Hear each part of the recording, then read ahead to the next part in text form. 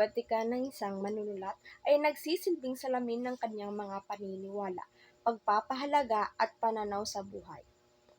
Binibigyan nito ng linaw kung ano ang tinuturing niyang mahalaga sa isang akda, tulad ng mga tema, mensahe at estetika.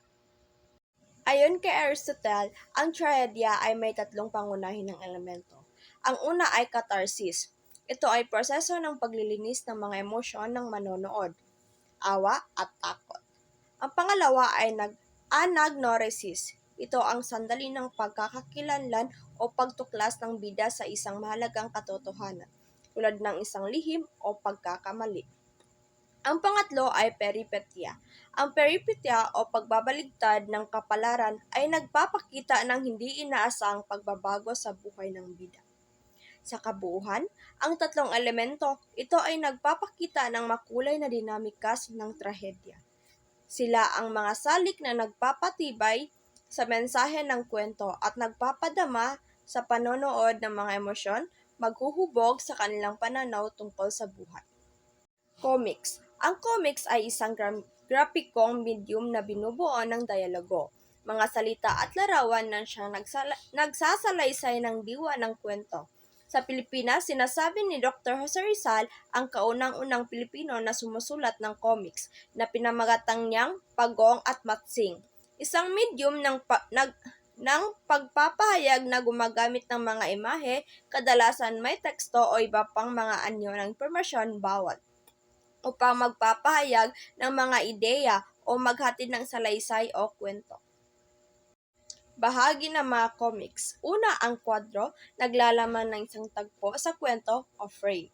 Kahon ng salaysay, pinagsusulatan ng maikling salaysay, pamagat ng kwento, larawang guhit ng mga tauhan sa kwento, lobo ng usapan, pinagsusulatan ng usapan ng mga tauhan, may iba't ibang anyo, ito ay batay sa inilalarawan ng dibuhista. Spoken word poetry. Ang spoken word poetry ay isang uri ng tula na binibigkas ng malakas, kadalasan sa harap ng isang madla. Ito ay isang paraan ng pagpapahayag ng mga damdamin, karanasan, at ideya sa pamamagitan ng paggamit ng wika, ritmo, at tono. Ang mga tula ay maaaring maging tungkol sa anumang paksa, mula sa personal na karanasan hanggang sa mga isyong panlipunan. Mga elemento ng spoken poetry. Ritmo, metro, imahe, emotion, ang pagkukwento. Mga elemento ng dula. Una, ang script o banghay. Tumutukoy ito sa pagkasunod-sunod ng mga pangyayari sa dula. Ang pangalawa ay dialogo o salitaan. Ito ang mga bitaw na linya ng mga aktor na siyang sandata upang maipakita at maipadama ang mga emosyon. Ang pangatlo ay tanghalan. Ito ay anumang pook na pinagpasyahang pagtanghalan ng isang dula. Ang pang-apat ay taga-direhe o direktor. Siya ang nag-i-interpret ng script mula sa pagpasya ng istura ng tagpuan, damit ng mga tauhan, hanggang sa paraan ng pagpanggap at pagbigkas ng mga tauhan. Ang panglima ay manonood ang saksi sa isang pagtanghal. Hindi maituturing na dula ang isang binansagang pagtanghal kung hindi ito napanood ng ibang tao. Pang-anim ay tema. Ito ay pinapaksa sa isang dula. Pumili ng paksa, napapanahon at mga problemang panlipunan kung saan ang mga manonood ay maaaring makarelate. Iwasan ang mga paksang nakakabangot o wala sa interes ng mga manonood. Ang pangpito ay paglalahad. Sa paglalahad ng dula, nililinaw na ang may akda o direktor ay ilang mahahalagang impormasyon sa kwento ng dula. Ang panguna ay ang mga tauhan, ang ugnayan nila sa isa't isa. Ang pangalawa, ang lugar na pinangyayarihan ng kwento. Ang pangatlo ay ang panahon at iba pang makatutulong ng malaki upang higit na maakit ang manonood sa dula. Ang pangwalo ay suliranin o pagtutunggali. Tungkol saan? Sa madaling salita, ito ay tema. Nakapokus ito, ang lahat ng kilos ay usapan sa kabuuan ng dula. Pagsasalungatan ng mga tauhan o kaya suliranin ng tauhan na sarili niyang likha o gawa bilang tauhan sa dula. Ang pangsyam ay pagpapahiwatig. makatwirang paglalahad ng mga pangyayari na dapat maging kasiya-siya. Ang pangsampu ay paglalarawan ng tauhan sa tulong ng kilos, pagsasalita, at reaksyon ng mga tauhan sa mga pangyayari ay lalong nakakilala ng mga nanonood ang mga tauhan. Ang 11, kilos dahil sa ang dula ay salamin ng pang-araw-araw na pamumuhay ng mga tao. Dapat ang kilos ng artista sa tanghalan ay maging natural at makatotohanan din. Ang kaysaysayan ng dula. Ano ang dula? Akdang pampanitikan na sinusulat para itanghal sa entablado, kung saan may tauhan rito na gumaganap ng naglalarawan ng buhay o ugali ng tao. Sa panahon ng Kastila, dumating ang mga Kastila sa bansang taglay ang tatlong 3Gs: God, Gold, Glory. Ang tema ay Kristyanismo. Sila rin ang nagpapakilala ng konseptong maharlika o dugong bughaw sa Pilipino na mababatid ang mga akdang awit na ang mga pangunahing tauhan ay mga hari, reyna, prinsipe at prinsesa. Isang patunay ang awit na Florante at Laura ni Balagtas at mga dulang duplo at karagatan. Mga uri ng dula sa panahon ng Kastila: dulang pantanghalan o pang-entablado, dulang panlansangan, dulang pantahanan. Panahon ng Amerikano. Sa panahon na ito, nakilala ang pelikula, ang mga larawan na gumagalaw, ipinagbabawal ang paggamit ng wikang pambansa, Ingles lamang ang maaaring gamitin. Unang naging tema nito ay ang pagiging makabayan, ngunit nang tumagal ay naging makaromansa at makatotohanan. Mga uri ng dula: sarswela, dulang makabagong panahon, dulang pantahalan na may iba't ibang tema, dulang musikal. Halimbawa ng dula, Mga Kwento ni Lola Basyang, ay isang antolohiya ng mga maikling kwento. Isinulat ni Lola Basyang ang alias Severino Reyes. Panahon ng Apon. Legitimate. Binuo ng dulang sumusunod na kombisyon ng pagsusulat at pagtatanghal. Illegitimate ay mas kilala sa tawag na stage show. Ilang dula na sumikat sa panahon ng Hapon. Panday Pira ni Jose Hernandez, Sa Pula sa Puti, Francisco Soc Rodrigo. Bulaga ni Clodoaldo del Mundo, Sino ba kayo? Dahil sa anak at higante ng patay ni Julian Cruz Balmaceda. Kasalukuyang panahon. Lumabas ang dalawang uri ng panitikan sa kasalukuyan ng panahon: pang-komersyal at pampanitikan. Ang una ay pang-komersyal, sumulat ng pampanitikan. Elemento at paano sumulat ng nobela. Elemento: tagpuan, tauhan, banghay, tema, damdamin, pamamaraan, pananalita, at simbolismo. Paano sumulat ng nobela? Una ay pumili ng paksa o tema. Unang hakbang sa pagsusulat ng nobela ay ang pagpili ng tema o paksa na nais mong talakayin. Ang pangalawa ay bumuo ng outline o balangkas. Mahalaga ang pagkakaroon ng balangkas upang magkaroon ng direksyon ang iyong kwento. Ang pangatlo ay pagbuo ng tauhan, character development. Ang mga tauhan ay magdadala ng iyong kwento. Ang pang-apat ay magsimula sa panimula. Simulan ang pagsusulat ng iyong panimula. Ang panglima ay palawakin ang kwento. Develop the story. Habang sumulat, patuloy na palawakin ang kwento. Ang pang-anim ay isulat ang kasukdulan. Siguraduhin ang kasukdulan ay kwento ay napapanabik at puno ng emosyon.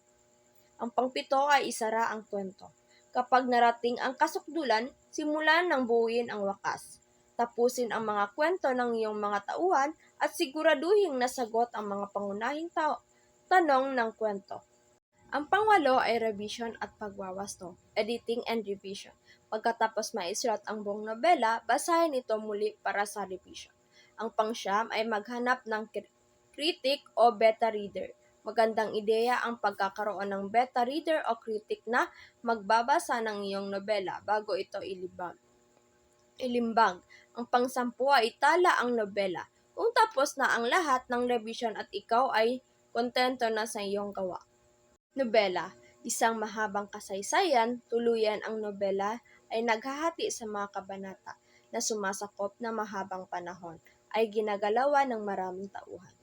Kasaysayan ng nobela sa Pilipinas. Panahon ng Kastila. Ang kasaysayan ng nobela ay nagsimula sa panahon ng Hapon na may paksang patungkol sa relihiyon. Sa panahon nito, ang Komisyon Permanente de Sensura ang sumusuri ng mga akdang pampanitikan na naitala upang siguraduhin na walang anumang panlabang pamahalaang Kastila. May dalawang uri ng nobela sa panahon ng Kastila. Una ay nobelang panrelihiyon, ang pangalawa ay nobelang mapanghimagsik. Panahon ng Amerikano. Nahati ang tatlong panahon ang kasaysayan ng nobela noong panahon ng aklatan, panahon ng ilaw at panitik, panahon ng sariling pamahalaan. Panahon ng Hapon.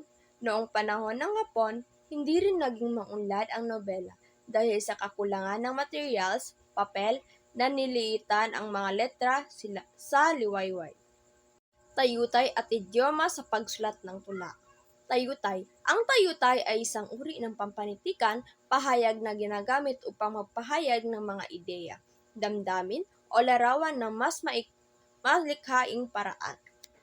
Gamit ng tayutay, una ay pagpapahayag ng emosyon, ang pangalawa ay paglikha ng imahe, ang pangatlo ay pagpapalutang ng tema, ang pang-apat, pagsasaayos ng tunog at ritmo, ang panglima ay pagbibigay ng kahalagaan.